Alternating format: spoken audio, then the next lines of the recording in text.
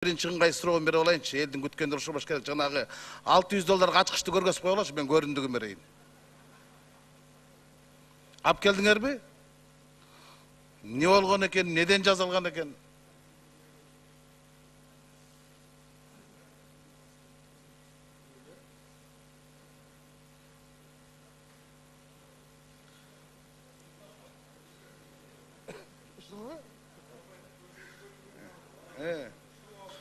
Ортаға шығылы көргөзіп қойшы. Центр суда выйдите, пожалуйста.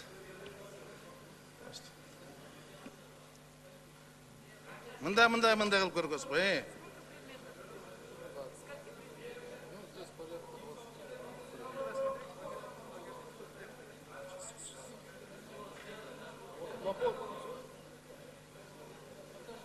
Так.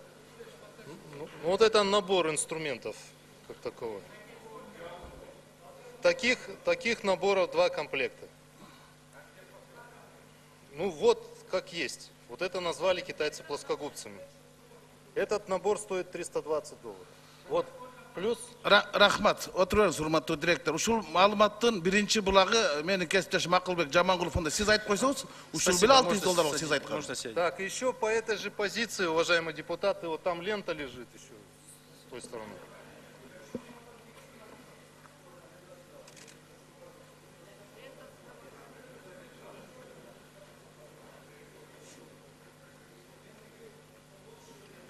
Раскелчимек, улантөрүңүз сурооңузда. Көрдüm. Болды, көрдüm. Азыр мына Акылбек Жамангулов комиссия мүчөсү жооп берип койсунушка. Вот это тоже с этими инструментами по одной позиции лента идет. Все ясно. Вот эта лента идет в той же позиции, находится, что вот комплект инструментов. Таких комплектов 2. Лента служит для ремонта транспортерной ленты. Ленты конвейеров подачи угля. Ясно, понятно, спасибо. Все ясно, садись.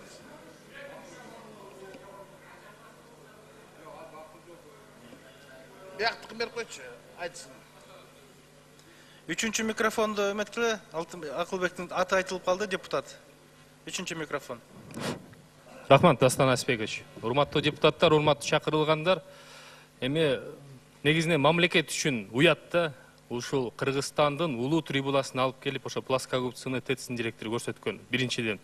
Экинчиден, Рыскелди Чынайкович мына туура маселени көтөрүп кетти. Бардык коомчулукту ушундай чоң талкууга алдырып аткан ушу кычкачтар боюнча маселе.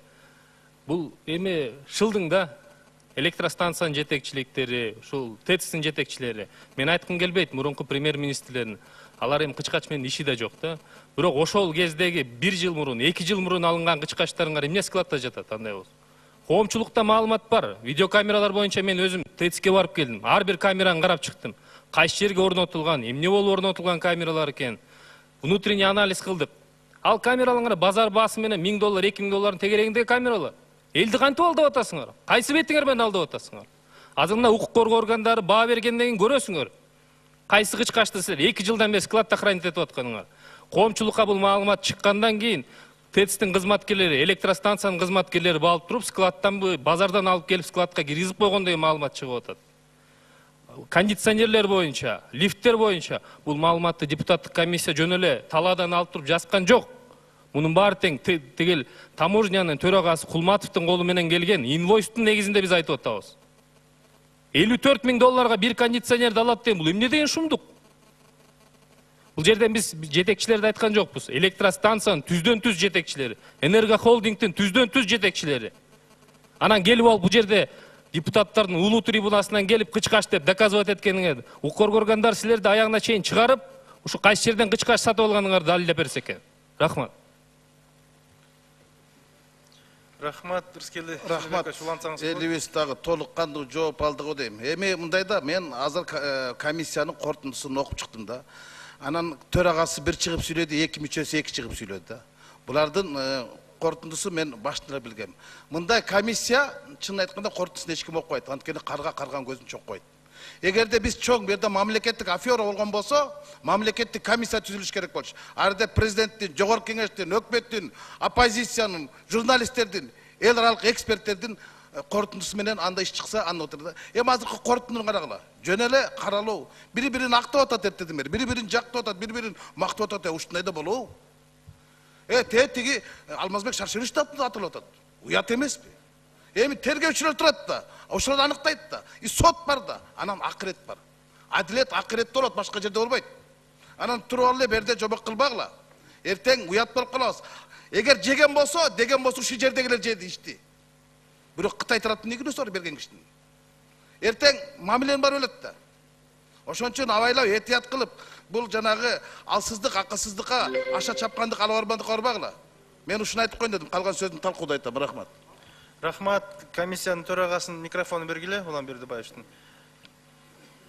Рахмат, Асланбек Арсбекович, урматтуу депутаттар. Бул жерде биздин корутууда биз бирөөнү күнөөлөп, бирөө тийгил бул дегенге биздин укугубуз жок. Аны текшерүү органдары аныктайт жана соттор. Ал фамилияларды биз фактыны констатировать этип атабыз, Рыскелди Чыныбекович. Бул бир. Экинчиси, мына Кытай боюнча айтып атасыздар. Биз комиссиянын мүчөлөрү ар дайым айтабыз. Өзүбүз дагы айтып келгенбиз.